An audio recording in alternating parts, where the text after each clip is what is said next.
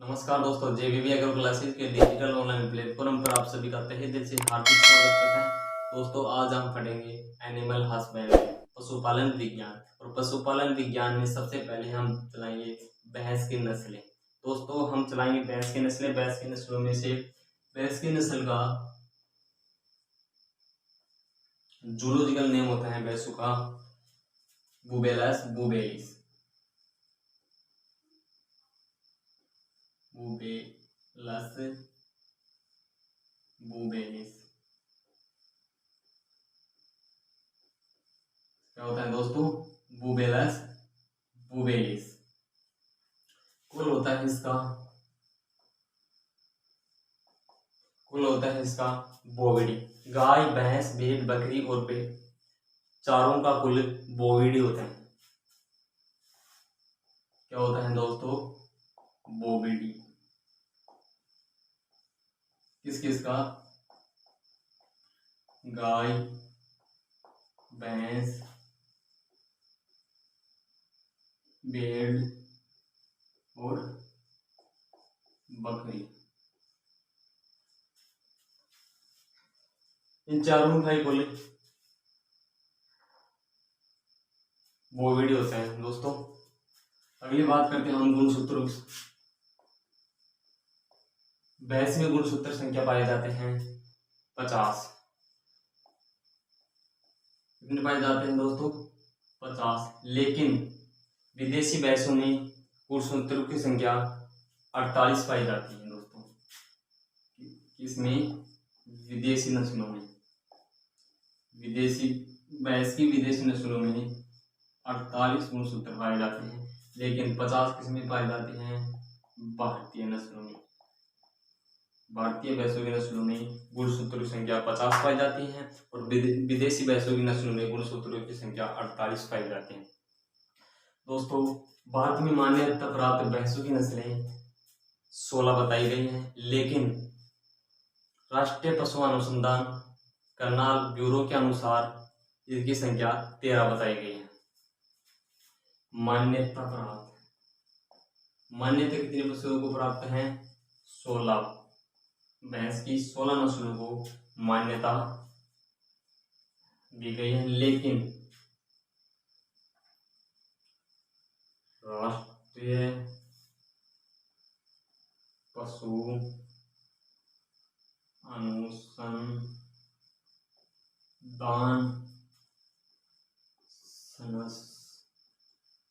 अनुसंधान संस्थान ब्यूरो कहाँ पे पड़ता है? राष्ट्रीय पशु अनुसंधान संस्थान ब्यूरो करनाल।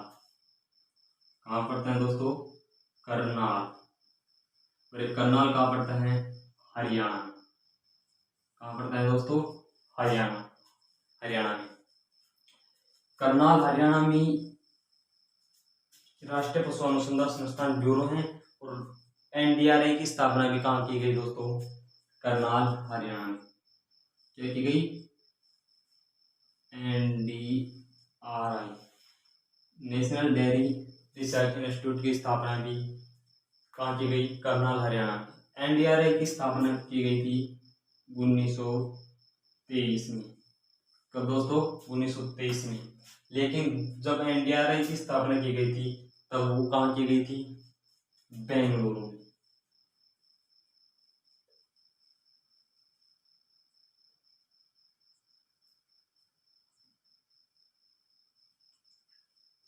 कहाँ की गई थी दोस्तों? बेंगलुरु में। लेकिन बेंगलुरु में कब की गई थी? बेंगलुरु में 1923 को की गई थी। किसकी स्थापना? एनडीआरआई की स्थापना। लेकिन करनाल, हरियाणा में स्थापित कब की गई थी? 1923 में, सॉरी 25 में,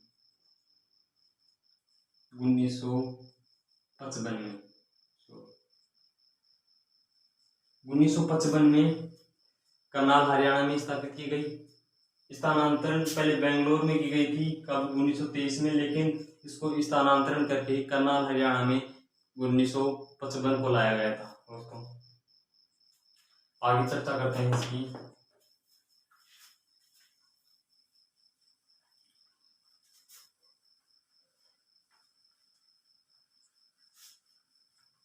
दोस्तों आगे बात करते हैं भैंसों का जनसंख्या में कितना स्थान है, सबसे अधिक कहाँ पाई जाती है। तो दोस्तों विश्व के सापेक्ष भारत में भैंस 57% भैंस पाई जाती है। कहाँ पे? भारत में। भारत में भी कहाँ? यूपी में सबसे अधिक। बात करें भारत की, भारत में यूपी में सबसे अधिक 1.98 करोड़ 1.98 करोड़ भैंस कहाँ पाई जाती है दोस्तों? यूपी में। और भारत में कितनी पाई जाती है? भारत में पाई जाती है 10.58 करोड़ भैंसें कहाँ पाई जाती है दोस्तों? भारत में। बात करें राजस्थान की, राजस्थान में भैंसें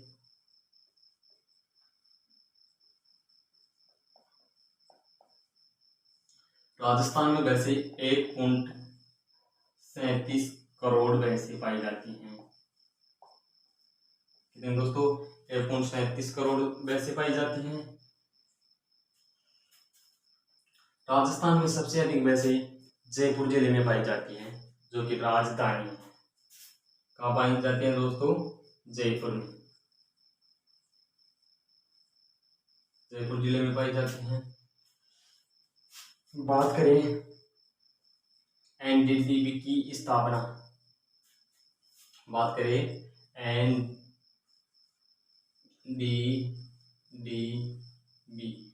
national dairy development board. National dairy development board की स्थापना दोस्तों 1965 में की गई थी। कब की गई थी दोस्तों? 1965 में। और कहाँ की गई थी दोस्तों? यह की गई थी आनंद, गुजरात। कहाँ की गई थी दोस्तों? आनंद, गुजरात। आनंद गुजरात में नेशनल डेयरी डेवलपमेंट की स्थापना 1965 में की गई थी। बात करते हैं अमूल।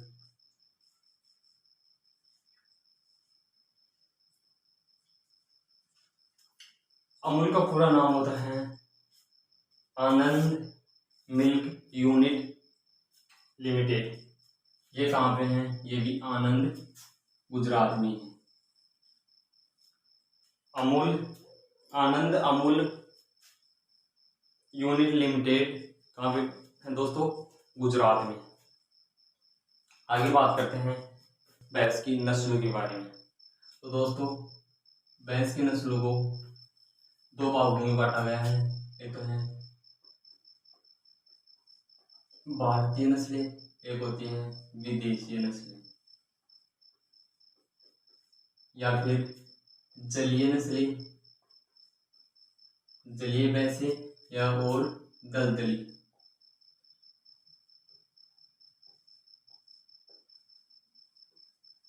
दलदली भैंसें और जलीय भैंसें। तो हम इसकी तो बात नहीं करेंगे क्योंकि हमारे सिलेबस में नहीं दिया है। बात करेंगे हम किसकी? बातें या जलीय भैंसों की। इन भैंसों को दो भागों में बांट के हम भैंस की नस्लों के बारे में चर्चा करेंगे। एक होता है बाहरी नस्ल। दोस्तों एक बात बता दूं कि इन भैंसों का गुणसूत्र संख्या मैंने पहले ही बता दिया। इसके गुणसूत्र संख्या होते हैं, कितने होते हैं गुणसूत्र संख्या इसके? 48। और इन भैंसों के गुणसूत्र संख्या होते हैं 50, जो कि भारतीय है। भारतीय भैंसों को दो भागों में बांटा गया है, एक बाहरी नस्ल और एक हल्की नस्ल।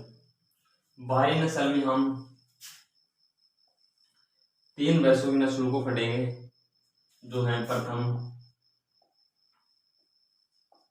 मुर्रा, जाफराबादी, और नीली रावी। और कौन से दोस्तों? नीली रावी। तीसरा नीली रावी, जाफराबादी और मुर्रा। ये दोस्तों भारत की सबसे भारी नस्ल है जाफराबादी और नीली रावी, और हल्की नस्ल होती है सूरती, सूरती, नागपुरी, बदावरी, बदावरी और कौन सी, मेहसाना।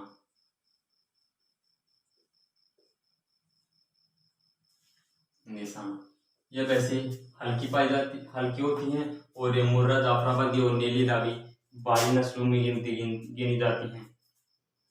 दोस्तों हम सबसे पहले बात करते हैं मुर्रा नस्ल की। दोस्तों हम पढ़ेंगे मुर्रा नस्ल के बारे में, और मुर्रा नस्ल की उत्पत्ति, उपनाम व शारीरिक विशेषता के बारे में अध्ययन करेंगे। दोस्तों हम चलाते हैं मुर्रा नस्ल, भैंस की कौन सी, मुर्रा नस्ल। तो दोस्तों मुर्रा नस्ल के बारे में बात करें तो मुर्रा नस्ल का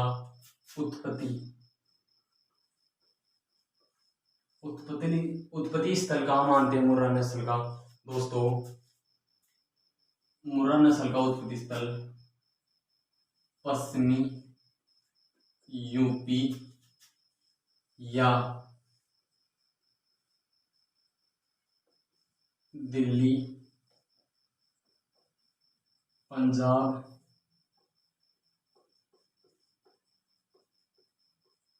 हरियाणा को मानते हैं दोस्तों, क्योंकि यूपी या दिल्ली,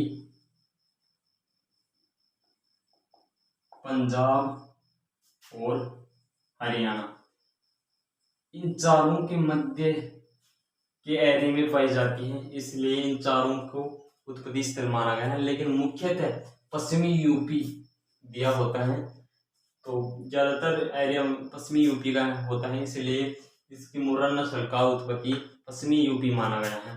बात करते हैं उपनाम की। इसकी उपनाम,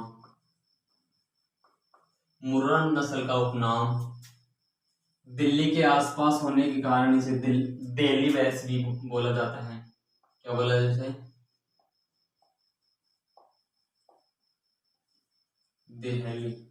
दिल्ली या खूंडी भैंस। क्या बोली जाती है दोस्तों, खूंडी भैंस। बात करें उसके शारीरिक विशेषता की, शारीरिक विशेषता की बात करें तो उसके पैर, सिर और पूंछ पर सुनहरे बाल पाए जाते हैं दोस्तों। क्या पाए जाते हैं, सिर, पूंछ व पैरों पर कैसी पाए जाते हैं दोस्तों, सुनहरे बाल पाए जाते हैं।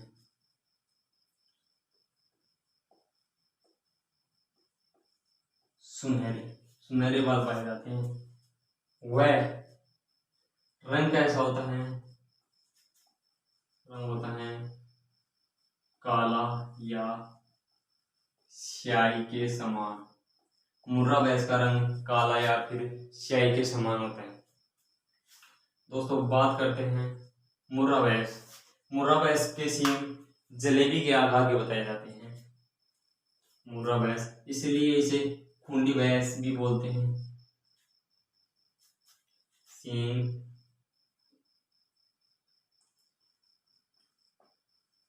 कैसे होते हैं, जलेबी के आकार के सींग होते हैं। यह सबसे सुंदर नस्ल बताया गया मुर्रा भैंस को, भैंसों में सबसे सुंदर नस्ल मुर्रा भैंस की बताया गया है दोस्तों। सबसे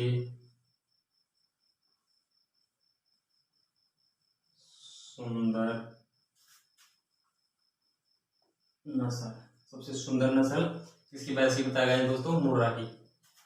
सबसे अधिक दूध देने वाली, अधिक दूध देने वाली। दोस्तों ये दूध देती हैं 1800 से 2250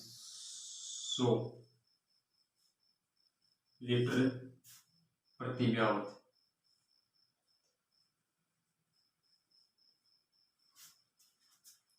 ये सबसे अधिक दूध देने वाली भैंस की नस्ल है जो 1800 से 2250 लीटर प्रति व्यावत दूध देती हैं। दोस्तों फैट वसा की बात करें तो इसमें फैट पाया जाता है 7%। जो लोग स्क्रीनशॉट लेना चाहते हैं स्क्रीनशॉट ले सकते हो।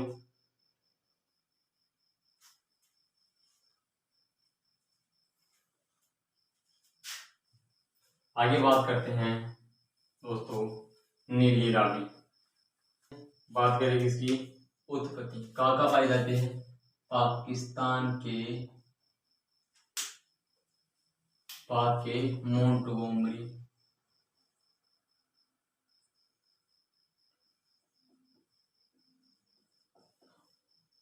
मोंटगोमरी जिले के कौन सी तहसील में, पाकपटन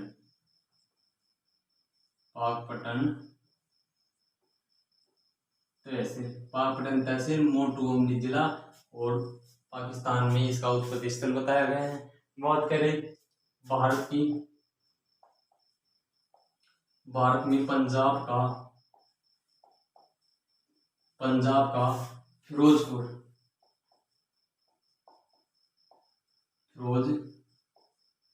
फिरोजपुर जिला नीली रावी भैंस का उत्पत्ति स्थल बताया गया है। बात करें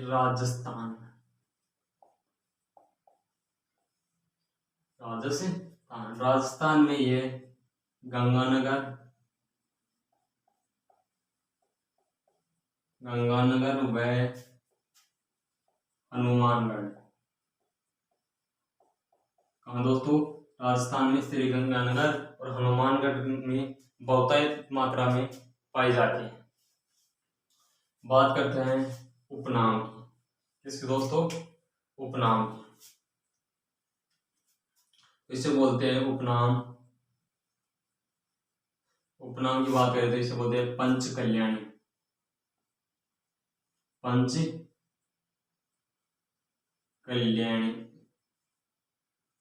दोस्तों पंच कल्याणी क्यों बोलते हैं, कारण यह है कि यह एक साथ 5 परिवारों को छाछ घी खिला सकती हैं, यानी कि 5 परिवारों को पालने वाली है। इस कारण से पंच कल्याणी के नाम से बोला जाता है। दोस्तों नीली रावी नाम इसका सतलज नदी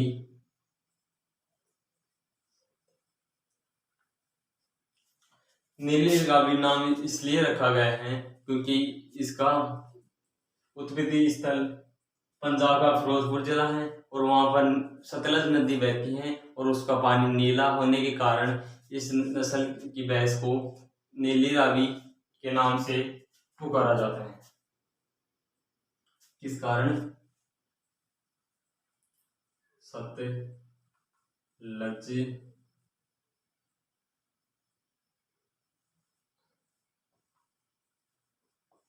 नदी का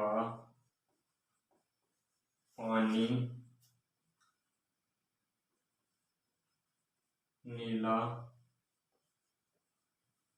नीला होने के कारण इस नस्ल को नीली रावी नाम दिया गया। बात करते हैं इसकी शारीरिक विशेषता की। इसके सफेद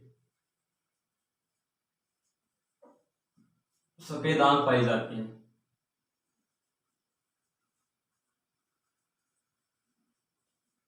सफेद आंख पाई जाती है, जिस कारण इनकी सफेद आंखों को वॉल आइज के नाम से भी जाना जाता है दोस्तों। किसे किस नाम से जाता है? Wall eyes.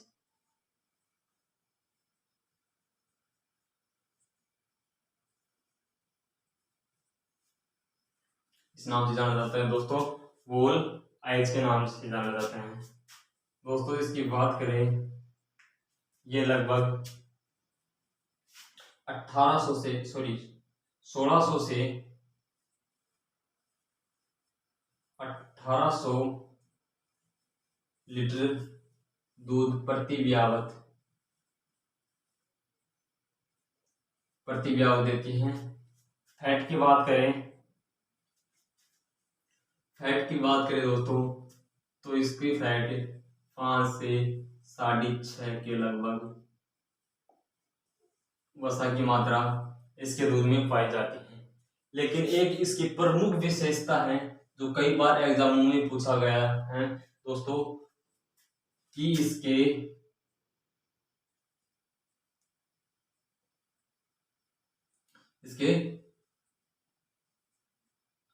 डांडी पाई जाती है दोस्तों। क्या पाई जाती है? इसके डांडी पाई जाती है।